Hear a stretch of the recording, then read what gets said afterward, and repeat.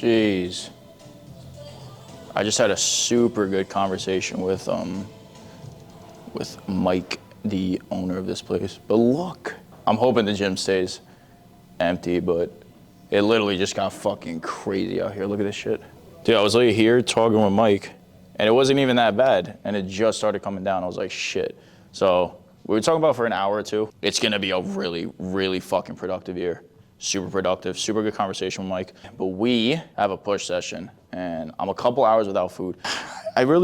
Honestly, I look back on my YouTube, and like all of my shit is like fucking leg days or kinematics and stuff like that. I don't have like raw upper days and raw, cause like my fucking leg, my uppers suck because of like the nerve in my neck and shit like that. It keeps acting up. But I'm gonna try to show you guys how much, like what I have to do to like fucking warm up, like how my workouts are just like, they're not really as traditional, or like when I'm doing a traditional workout, what I have to do, like a movement and stuff like that, what I have to alter and shit like that. So like, I'm gonna try to do my best and explain that stuff, but the mic'd up is gonna be fun because it's gonna be super raw. It's gonna be some sex noises. So we're gonna get pre down the hatch. We're gonna do 2 scoops of Old Reliable, which is just the Savage Rocket Candy. And as always, code Yanni. Run that shit up. But let's warm up, I need to get a band because I need to open my shoulder up. And let's start the day. I'm gonna do this set first, and I'm gonna tell you guys.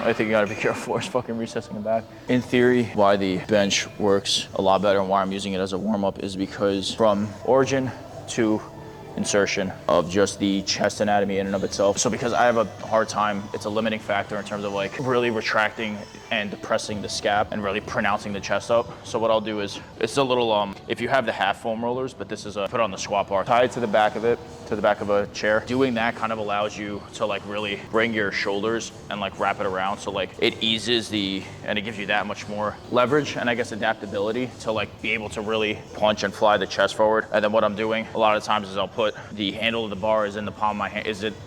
Most of it's at the weight of my hand, at the bulk of the hand, I'm sorry. So like when I'm scooping it, I'm really trying to also bring my bicep as close as I can to my chest to really pronounce and get that much more blood to the chest. So, because a lot of times when I'm doing chest movements, I don't often feel my chest because of the fact of either my front delta takeover or just like I'm not properly enhancing my chest and stuff like that. So trying to aid that process with little hacks like this, give myself that much more of an advantage to connect with the muscle that much more. In theory, the way it's gonna work in my mind is I'm gonna aid it until I no longer need it. And then on a regular pressing schedule, I just won't need extra stuff like this to kind of aid the process and kind of just already be able to get in position and stuff like that. Again, it's a little bit of a learning curve for me because of the whole fucking nerve damage shit, but I got to take it where I can get it. If I keep letting it become a fucking problem or like a disadvantage, then I'm never gonna get ahead. So I kind of gotta optimize every movement that I can do. So we're gonna warm up here. Still haven't taken pre yet.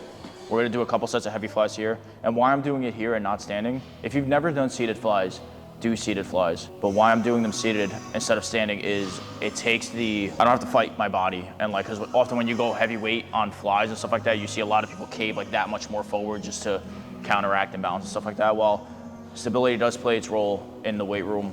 With stuff like this, I don't need stability. I personally don't need it.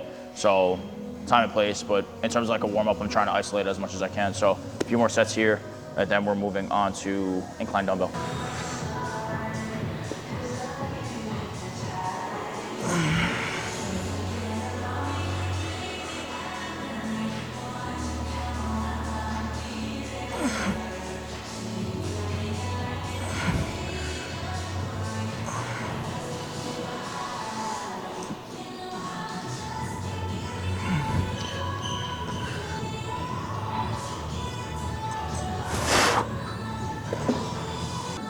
So what the biggest problem is here is where we actually position our elbows. So, because what I used to play with is the idea of the incline of the bench itself, but it really doesn't matter so much as where we're tracking our elbows and where we're finishing the end of the movement. So I kind of stayed at a traditional If I had to guess, this is a little bit of a lower. I'm not talking, I don't know fucking degrees, but it's a little lower than the aspect of most inclines. It's also a little lower, this specific bench. I'm not too much of a fan of the lower benches because I like kind of my knees at a full 90%, 90-degree standpoint, that way I can kind of drive through the floor. But I'm focusing more on getting, not my shoulder healthy, not because it's not healthy, but just limiting and kind of depressing the shoulder that much more out of it, so I could actually focus on enhancing my chest and stuff like that. So that's why even the movement prior to this, I'm kind of focusing on aiding to bring my chest out. Obviously I don't have it here, so I'm not gonna do that on a pressing movement, but the idea is to kind of set the tone very early in the workout of pronouncing the chest and keeping it up tall and stuff like that. That way when I'm pressing with my chest and I'm not caving in or like externally rotating at the top and kind of keeping, because the problem is either on the press or at the bottom of the movement, I'll often cave or like curl my body, where at the top I might rotate too much, or at the bottom, I don't keep my chest pronounced and I kind of let it cave in the bench with me. So I kind of falls into the aspect of activating the muscle group that much more. Not focusing too much on actual weight and more on execution to increase it. And then as time goes on and I get better at connecting properly, I'll scale up in weight and stuff like that, and more higher volume stuff. That way I can keep constant tension and more like endurance throughout the movement and stuff like that to stay in position that much longer. Dude, I'm so distracted because it's fucking snowing OD. That's crazy. So far, so good. We did 4 sets on the, if I can't think like for a couple seconds what I'm gonna say before, incline. 4 sets of 8 to 10. Some of them moved a little better, some of them. Again, playing with where the actual weight is dispersed in my hand is super important. So putting the weight in the palm of your hand, so almost like not approaching it like full grab on, but almost like digging into the meat of your hand. Pause, resume. It just delegates it that much more. I'm able to control a lot more. It feels a lot less strain, and I'm stacked a lot better on my forearm, on my wrist. So for those of you that have like joint restrictions and shit like that, the gym's super empty and I'm like super in the zone. Second movement's dips. So same concept, to where I can retract and depress the scap. For me, it looks a little less ergonomic, but it's just where my restrictions are, and I do engage my chest that much more. I've always liked dips, but I'm a little more of a just inside shoulder width grip. So if I'm like here all the way down, my shoulder just surpasses the bars and stuff like that, just because again, I get the concept of going wide, but for me to stay narrow and protrude the chest out a little more, and I always go, my personal preference is where the bar just lines up more, where I'm internally rotated in terms of a shoulder movement instead of like out, because I'm super good at like bringing the shoulder back, again, barring the nerve and like rhomboid region allows it, but we take it where we can get it. Again, same thing. You can kind of see in the video that I'm like digging almost the thumb in first, then I grip and then retract and depress and keeping my chest out.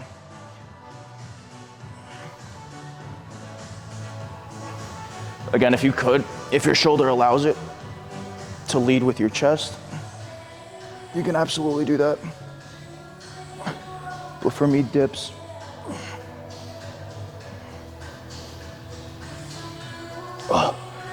I've always had just really good connection with dips. So same concept of when you're doing a fly, high to low and like bringing it really down. Almost like that same concept of like down and squeezing. Because if you've never been like super shredded, you won't really know which way your fibers run in your chest. And basically the way the fibers run in your chest is where optimally you'll get the most activation. So there's a lot of people where from origin out, it'll be shreds right across. There's a lot of people that shred up, or there's a lot of people that are just, it's all over the place, but basically wherever the fibers are lining up, that's kind of how you want to line up the trajectory of the press. So like where the fibers run like down and almost like towards the center, they're going to be more aimed towards like decline stuff and stuff like that. So presses, low to high flies, again, same concept, kind of running your arm path and elbow along the line of the fibers within the chest. So concepts like that are something you need to learn. And again, if you've never been super shredded, it's super easy to figure it out, because you can just do incline, flat, and a decline, and kind of, again, doing it in respect to each movement as efficiently as you can. In theory, you should feel one way more than the other, and that's kind of what you want to stick with. That'll be your bread and butter, but ideally, you do want an incline movement as well, so don't steer away from those. So even if you're incline, you don't feel it necessarily as much, you still need an upper pec, because to really bring that aesthetic and that taper to a total physique, it's a lot more of an upper region. The lower just kind of comes with pressing. You can't really, because a lot of people argue like, oh, decline.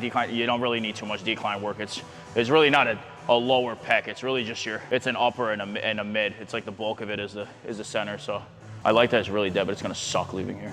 I should take a head ass picture in the snow though. Derek's a fucking tank. They have on Derek Longford, I think is his fucking name. Dude, he stepped up a weight class. But dude, stepping up a weight class in like bodybuilding is like, if you're going from 180, hypothetically speaking, to step on stage at 200, You gotta go from 180 to like 220, 230, and then start your cut. You gotta put on some serious mass. That's why Chris doesn't really fuck with the open, or the idea of open, at least until he's done and wants to have fun. It's kind of, we're doing flies now, but we're doing standing flies.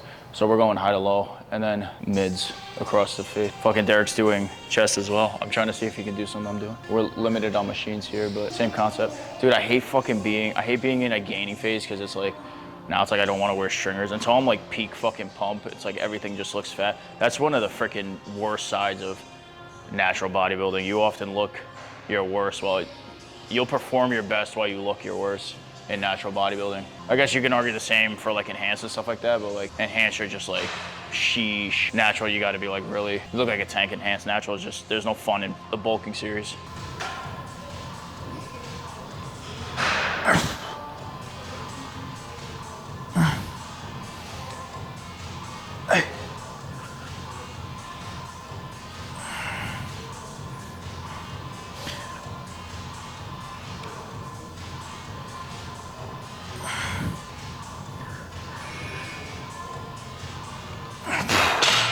Also, the mic'd up is kind of sick, but I hate how it's always getting in the way. The audio is definitely better on the dead mouse though. I also think because it's like right there, I'm just naturally a loudspeaker, so like I have to lower it in post, which is not a big deal, but I feel like by this reality, or by this logistical reasoning, if I put the big ass dead mouse right in front of my fucking face, it'll be giving the same concept. But that shit is so intimidating.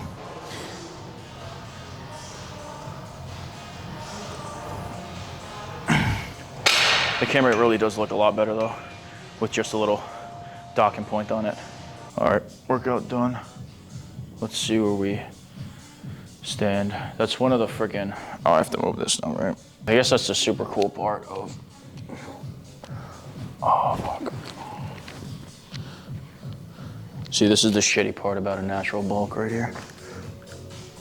Is you're flat as shit.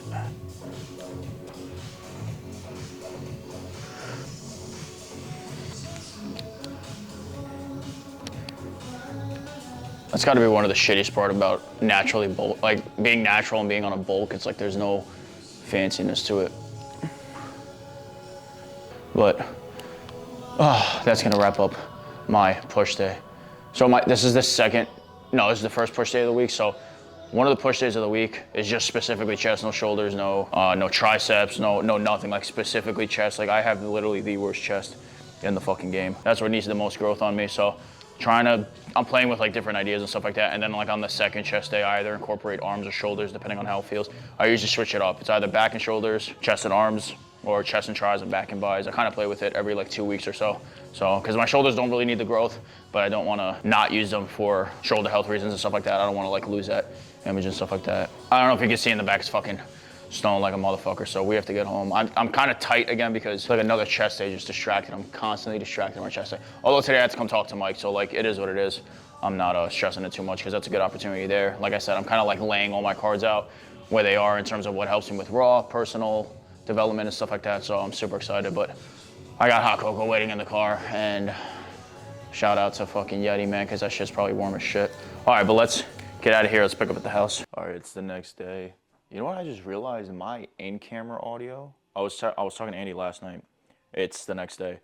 My in-camera audio was like cranked to the max. It was at set like 30, which I didn't even know. I don't know if I was playing with it in the past because I'd put the camera down for a little bit, well, whatever. That's why like my shit has been janky. So like, I think we should be okay right here because I'm not clipping it at all and I'm talking at a normal pace. But the more you know, super good conversation from Mike at the gym, and having to level off and talk to Andy as well. That's like literally my right-hand guy. He's the guy that like, and if you don't have like someone like this in your corner, and odds are you do, you're not liking the way he talks to you. Heavy on the not liking the way he talks to you because he tells me what I need to hear, not what I want to hear. Super grateful. Quick little spiel to have him in my corner, but we're gonna edit this video really quick just because I wanted it to be a kind of raw, brutal chest workout tonight. I believe I'm going. I don't know if Andy's going because he had like crazy shifts at because Fucking snowing all day yesterday, right? Now, watch this.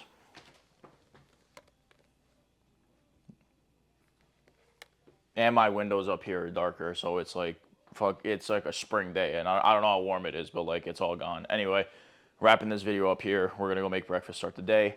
If Andy's there tonight, we're miking it up. You guys loved the last session on Instagram. That was hilarious. More of that to come. We will catch you guys tonight on a pull session.